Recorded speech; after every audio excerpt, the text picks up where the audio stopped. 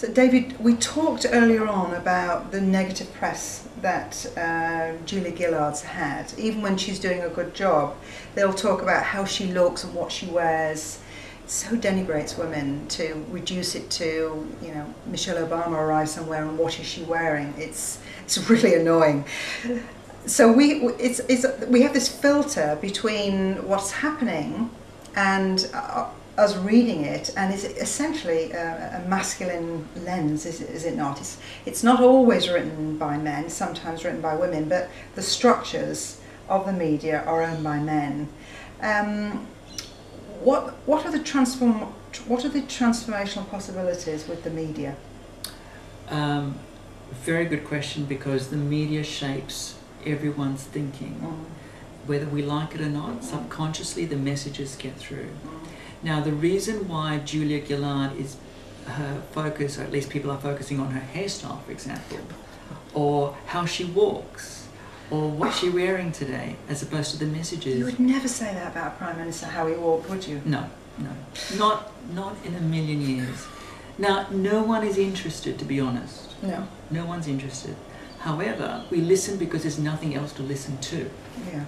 So what I would say to Julia is, Julia, we need to coach you on really stating the messages and reiterating them. Now, because most people don't know what she stands for, apart from a couple of things that she said, which is the carbon tax, for example, and taxing the mining companies. But we don't know what she stands for. And women need a vision. And that is the key to our transformation. In other words, men would get on the bandwagon if they say, that is a vision I want to follow. Right. Now, one person who's created that vision, I think, is Oprah. Whether you like it or not, whether you watch the show or not, you know who she is. And she's a brand, she's a presence, and what she's done single-handedly. If you watch the earlier versions of her show back when she started 25 years ago, she said she literally went on the streets, grabbed people to come in and sit in the studio audience and gave them coffee and donuts, bribing them to come in. Now, people are wanting to pay her to come in and sit in the audience. Now, what she's done in that space is that she's transformed that space and said, men and women, let's change the world. Now, she's done that in many, many different ways, but what do you remember about her again is what she gave away. In other words, people go, Oprah gave away 2,500 cars, for example, and yet they forget the message of why she gave that. Now, she started schools in Africa. We don't focus on that. Now, Oprah's also a very quiet person who says, don't worry about what I've done personally, but we need to focus on the good that women do. Julia Gillard doesn't focus on the good that she's achieved because she always says, I need to strive for more. So the measure is, we need to say, what is our vision, what do we strive for, and what do we want to change? So clear articulation. Very clear.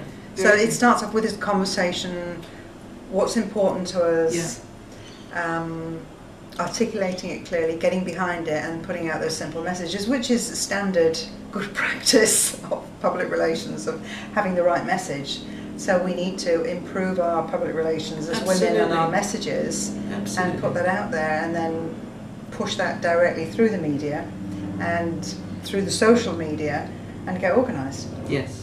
Now, how many times have you heard women go, my husband doesn't listen to me, even though I've said the same message over and over again?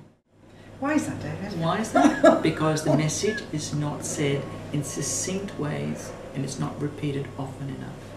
Okay. It's got to be, if you're going to tackle a man's world, you've got to say a message very clearly. Now, their attention span is less than a gnat sometimes. So you've got to be able to say, this is what our message is.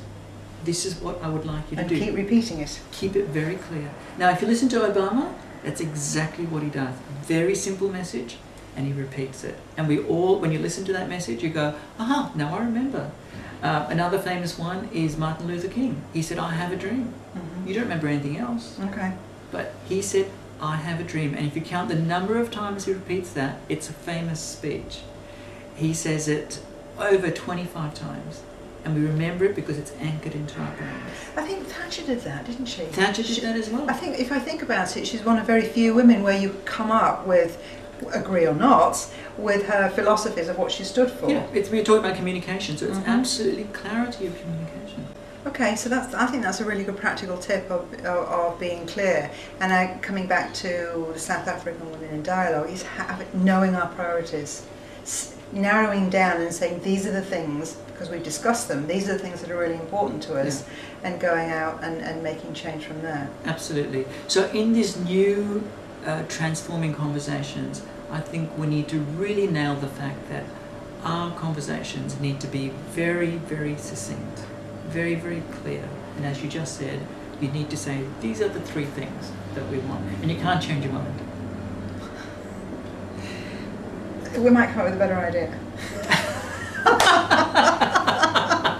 Okay. Stay on course. Yeah, stay on course. A vision is not something where you just wander all over the place. A vision is somewhere that you want to head towards. One of the visions of Europe is to be financially secure and be a trading bloc again. Very simple message. But getting the nations to do that is what they're lacking. In other words, they can't sell the message clearly enough. And that's what we need to do right now, is we need to sell the message and say, our current systems are not working. And women need to get on that bandwagon.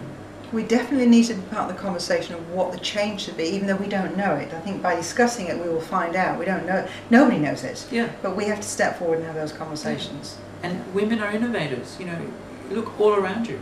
They create out of nothing the most amazing things. And men are always amazed what women can do. We certainly are. We're wonderful. I take my hat off. Thanks, David. Well, thanks for an inspiring conversation and the call to action and the call to conversation. We shall certainly take that up. Thanks very much, David. Pleasure. Thanks for watching today. I hope that's inspired you.